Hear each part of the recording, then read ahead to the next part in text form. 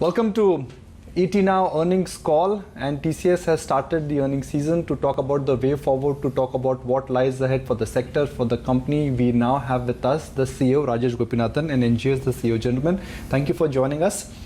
I hate to use the word weak, but that is how everyone has captured TCS performance for the quarter gone by.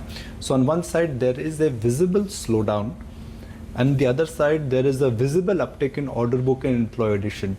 What is the right thing for shareholders to look at? What happened in the quarter gone by, or what you're indicating in terms of order book and employee addition?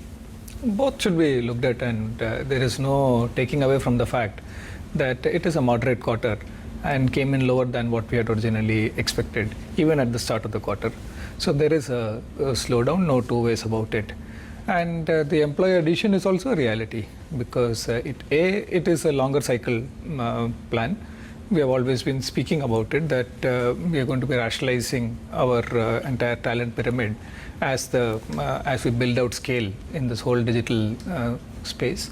So it's along those lines, and also it is supported by the visibility that we have into the medium and long term. Many of the deals that we have signed are fairly long term in nature.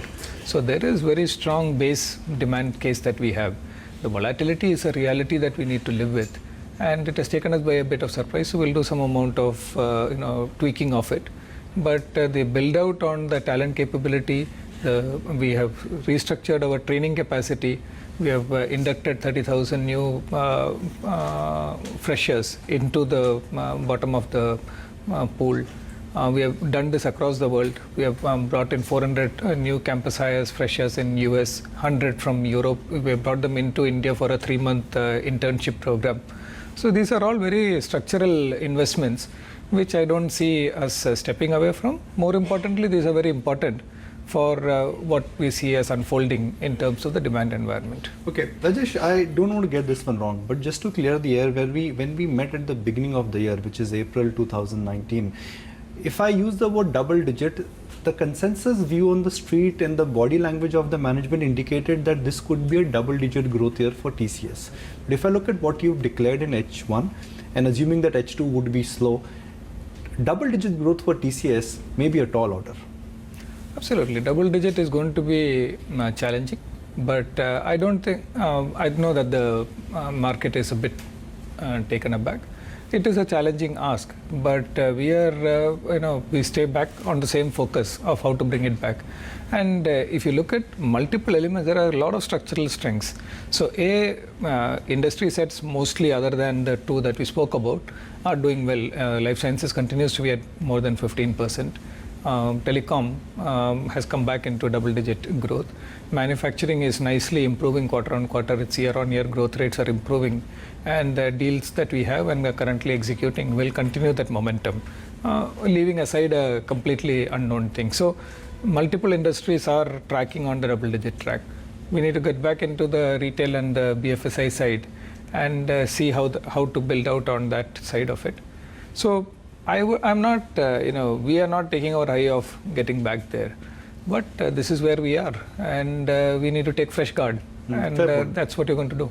Management NGS always talks about years and decades, but markets, they always focus on quarters, months, traders focus on days. Let's focus on quarters.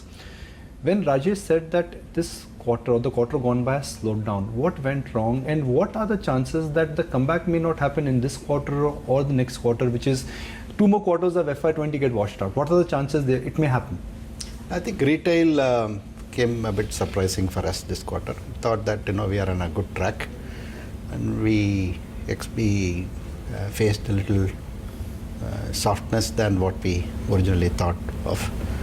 The number of deals that we had in retail, especially involving some of the product deals, which are fundamental to the transformation of the industry, they are all held back this quarter. That's one particular aspect of it.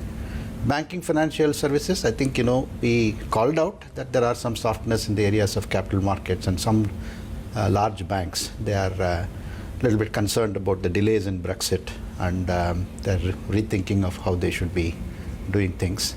And those aspects got strengthened a bit, right? I'll put it this way.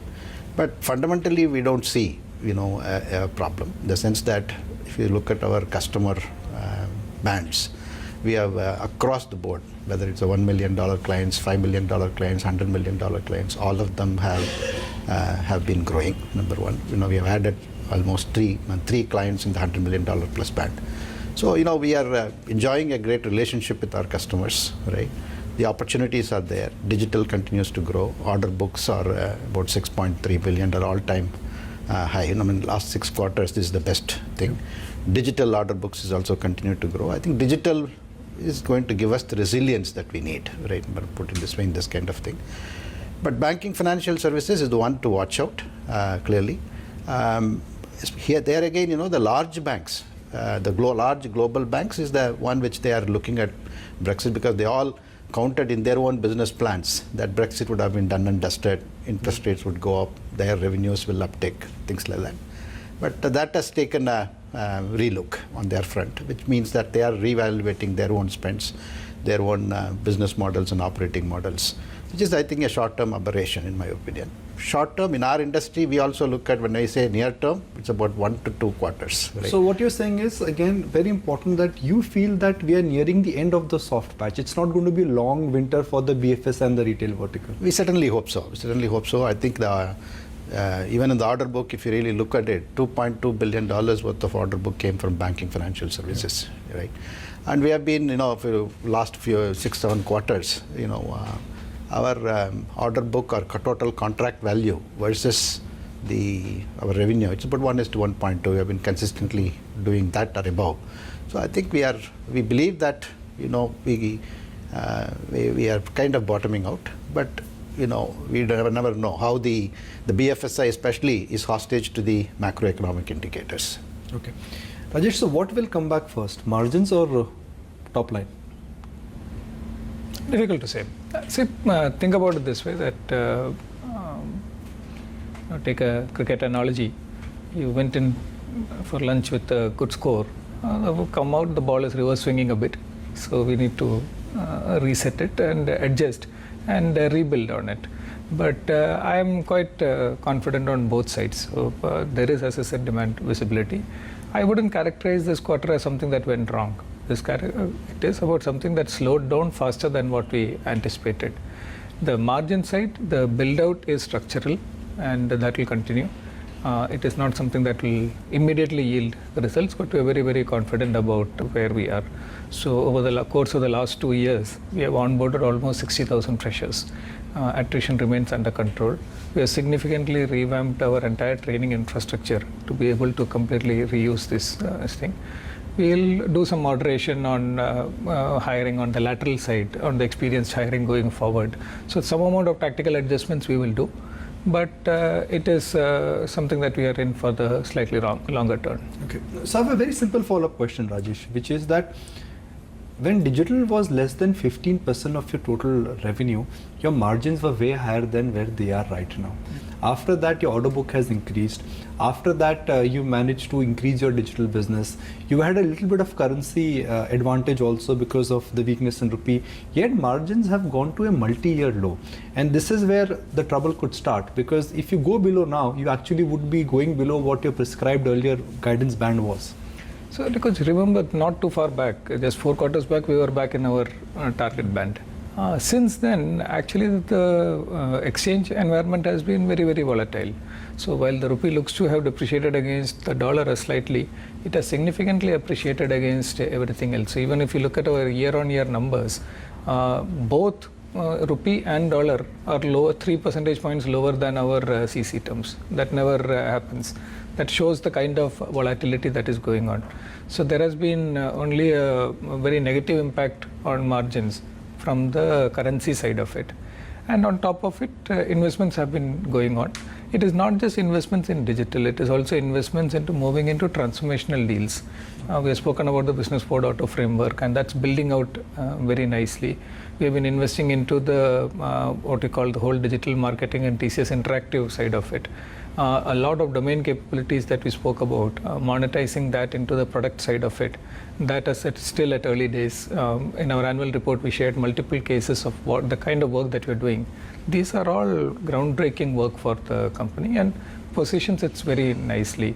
So the investments is going actually into building new businesses and new capabilities. and new streams of revenue, which are much more complex and much more defensible. Okay, so if I say this point again, and I'm repeating it again because I don't want to get the messaging wrong. You will not give me informal guidance, so I have to be very important with the words I choose. The word from the top management is that TCS is going through a patch of softness, and that patch of soft business or revenue is nearing its end. It's not like it's a prolonged winter. I don't know whether it's nearing its end or not. There is definitely a unexpected patch of softness.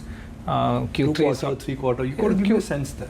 No, Q3 is of course a weak quarter always. That's seasonally weak quarter. Yes. So as we go into this Q3, and if we see the let's say the budgeting come through, okay, and we get better visibility from customers at the start of next year, we'll be able to share. Okay. But our experience this year and few years back has been that the world is quite dynamic. Even if the customers go in with a certain expectation, midway into the year, things change. So we'll see. We'll need to remain agile and adapt to it. Okay. Are there any deal cancellations? Are you getting a sense that what clients have committed to, they are scaling back? They may give you less business, but one is taking the existing commitments away. Is there a challenge which could surface up in coming quarters? No, we are not seeing any deal cancellations. Okay. And see, we just last month we had our customer summits both in US and Europe, right?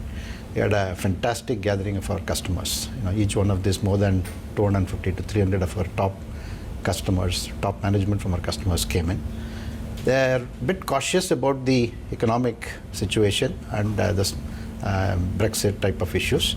But barring that, they are not holding back on any deals, especially the transformation ones. They continue to invest in, continue to go after cloud, blockchain, payment transformations. These are areas which they are continuing to invest.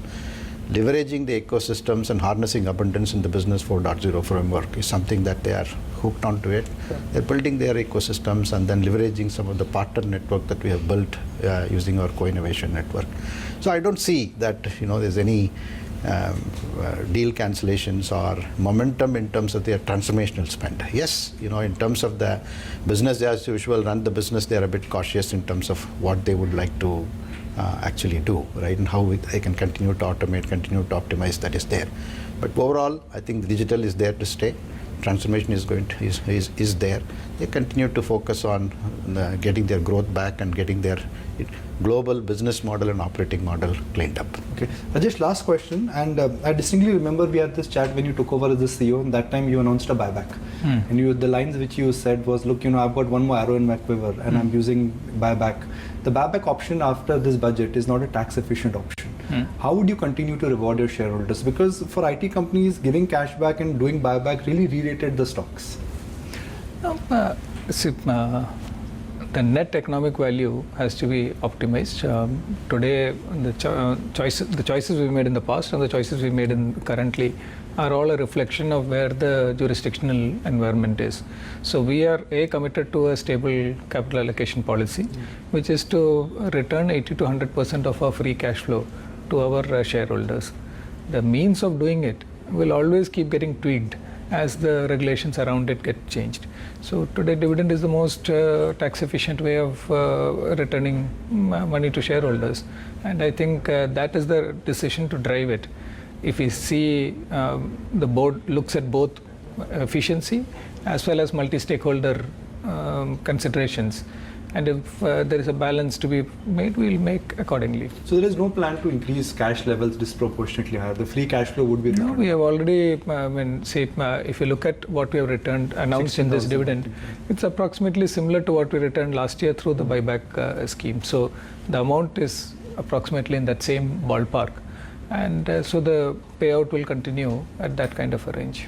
Well, we've covered a lot of topics. We have limited time. I would have loved to ask you about specific geographies, but I'll leave some stuff for next time. Good luck.